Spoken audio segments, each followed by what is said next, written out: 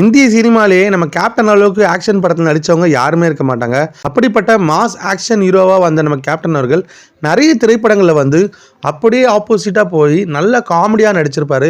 அப்படி ஒரு திரைப்படம் தான் அம்மன் கோயில் கிழக்காலே. குறிப்பாக இந்த பாடல் காட்சி வந்து பார்த்துட்டே இருக்கணும் போல இருக்கும். இந்த மாதிரி ஜேர்னலில் நிறைய பாடல் வந்தாலும் இந்த பாடலுக்கு ஒரு தனித்துவம் என்றைக்குமே இருந்துகிட்டே தான் இருக்கும்.